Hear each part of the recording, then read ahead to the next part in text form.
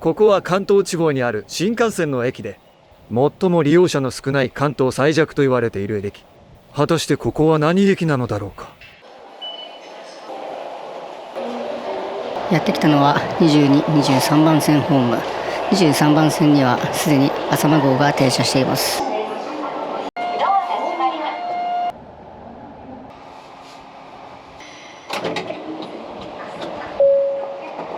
はい、ただいま浅間号から降車いたしました。ここまで東京駅からは所要時間1時間ほどでした。ここが関東地方の新幹線の駅の中で最も利用者の少ない駅。利用者が少ないとはいえ、しっかりホームドアのある2面2線の構造。さらにホーム頭上の屋根も全面的に覆ってある。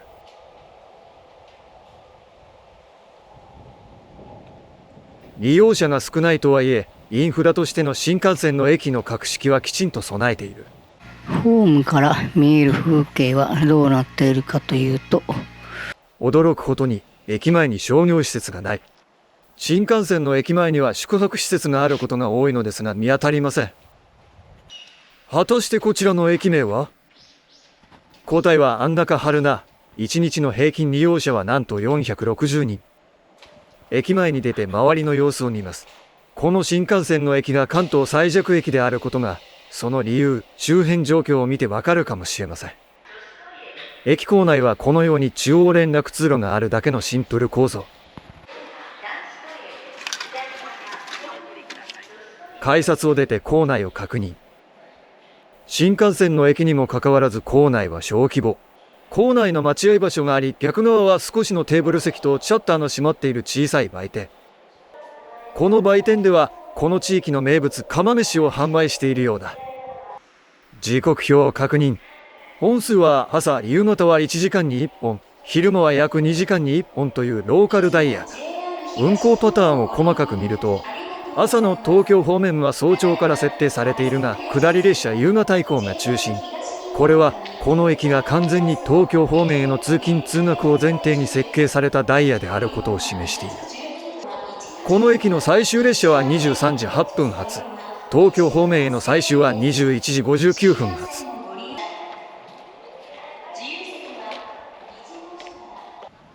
駅の外観は利用者数の少なさに似合わず、なかなか堂々とした構えだ。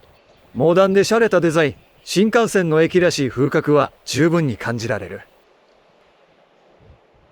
ただ駅前に見える斜めには、驚きの声は隠せない。新幹線の駅前とは思えない風景が広がっている。目に入るのは駐車場の車、そして空き地。本来なら新幹線の駅前には複数のホテル、商業ビル、飲食店が並んでいるものだ。しかしここにはそれが一切ない。地図を確認。高崎市の隣にあり、群馬県の西側にあることがわかる。ここは安中市。安中市の人口は約5万5千人。そしてこの安中春名駅周辺の開発エリアの人口は当初の計画目標を大幅に下回っている状態だ。こちらの案内板は安中市秋間みのりが丘と書いてあります。地図見づらいな。秋間みのりが丘は東京から新幹線で1時間の自然豊かな住宅地をコンセプトに売り出された開発した住宅地。新幹線の駅にもかかわらず空き地が広がっている。目立つのは建物ではなく駐車している車だ。これはおそらくパーク&ライドのためだろう。自家用車でここまで来て、ここから新幹線に乗るという使い方だ。バス乗り場はここだけかな？バスの乗り場もこの乗り場だけ。JR 安中駅方面や安中市の中心街へ向かうバスのようだ。時刻表を確認。いくつか行き先があるとはいえ、本数はローカルダイヤ。新幹線の駅をつなぐには寂しい本数。バス乗り場と逆側の方向です。やはりこちらも駐車場とその奥にはホームがよく見えます。やはり目立つのは駐車場の車。奥には立派な新幹線のホームが見える。すごいのがこの駐車場の隣です。しかしほんとすごいな。これどれぐらい放置されてんだろう。新幹線の駅前と考えれば、この辺りに東横インやアパホテルがあっても良さそうな感じなんですが。そしてすぐ隣は草が放置されている状態で利用されていない土地が広がっている。新幹線の駅前という一等地にもかかわらずこの状態。需要は見込めないということですかね。そしてさらに進むと民家がぽつりぽつりと並んでいます。さらに進んでもお店などの商業施設は見当たらないですね。ちょっとここでコンビニを検索してみます。コンビニを検索したらこの結果。もともとの市街地である国道沿いや JR 信越本線の沿線エリアにお店が集中しており、歩くとどれぐらいなんだろう。厳しいな。徒歩で向かうのは現実的ではない距離だ。ここは新幹線通勤を前提としたニュータウン開発された街。そう考えると宿泊施設がない理由も納得できる。通勤者のための居住地として設計された街に旅行者向けのホテルは必要ないのだ。ただ問題はその通勤者が計画通りに集まらなかったことにある。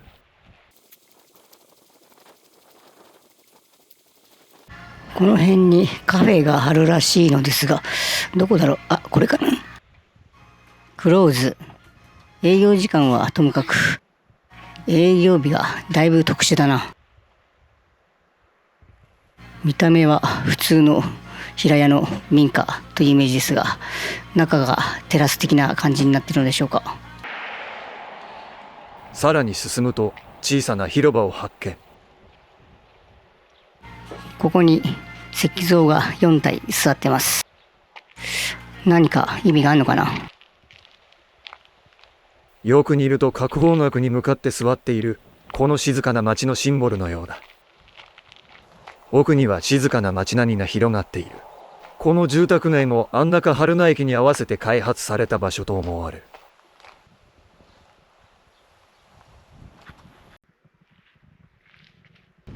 駅前にある交差点。そのすぐ近くはこのように広大な空きスペースが広がっている。公園のようだが計画通りの使われ方なのだろうか。この平屋の建物は何だろう。横に駐車場があるな。なんかレストランかな。ビューベルジェ安中春名と書いてあります。リューベルジェは JR 東日本グループが運営する不動産事業を担い、この地域の住宅地の分譲を行っている会社だ。この安中春名は首都圏で都心から1時間圏。JR が中心でここから都心を迎える街として新幹線の需要を増やそうとして見込んだところ、車社会である群馬県の特性や山の中腹という地形的隔離感から計画通りの人口流入が起きなかったようだ。ここは天空の丘、その名の通りの眺めが広がる。そして閑静な住宅街が広がっている。場所的に中腹であることがよくわかる。ただコンビニ検索でわかる通り、この辺りは商圏が離れている。今後駅前に商圏は広がるのだろうか。いや寒い。戻ろう。再び駅前へ。しかしこの駅前、この状態、今後どうなるんだろう。駅前のこの状態から将来的に再開発は行われるだろうか。ある意味希少な新幹線の駅前の眺めではある。あれは連絡通路か。逆側に行けんのか。こちら北口側です。こっちなんもないな。北口、衝撃的な駅前の風景。駐車場はある。だが周囲に建物は見当たらない。とても整備された新幹線の駅前とは言い難い。北側には駅舎もない。ただ新幹線はよく見える。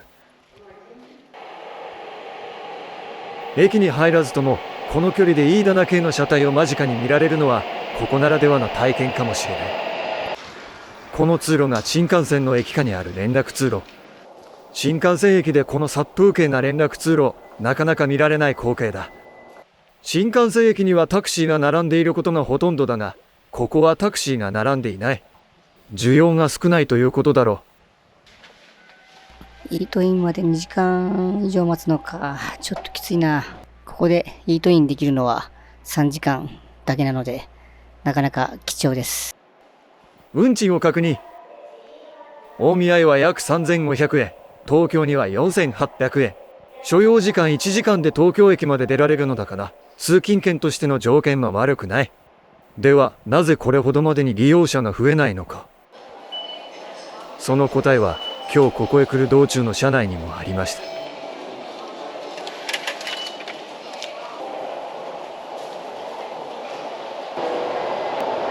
本日乗車した6時52分発浅間601号は東京駅を出発する最初の浅間号。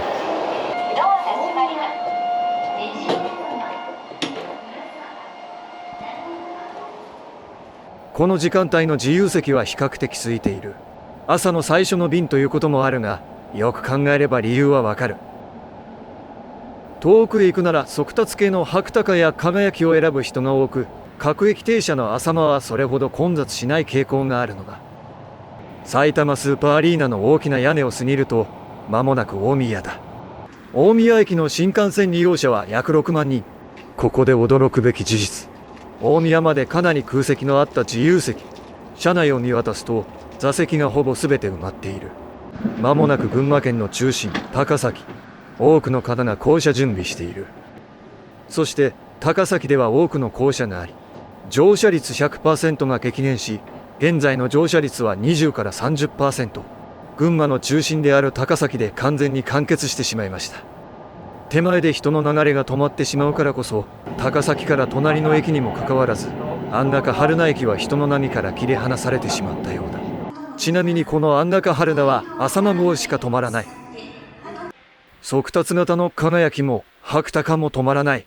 この本数の少なさも、この駅の利便性に大きく影響していると思われる。この安中春名駅周辺を見ると地域づくりの難しさが垣間見れた場所だった。ということで北陸新幹線安中春名駅に来てみました。新幹線の発車時刻が近づいてくると、どこからともなく複数の乗客の姿が現れた。駐車場に車を止め、静かに新幹線を待つ人々。この駅を生活の一部として使っている人が確かにいる。駅周辺の環境を見るとまだ新幹線通勤の夢の後という感じですが、再びリモートワークなどの普及が進めばポテンシャルは高そうなところだと感じるのですが、皆さんはどう思いますか？今度は JR 東日本新幹線利用者最小駅を訪ねます。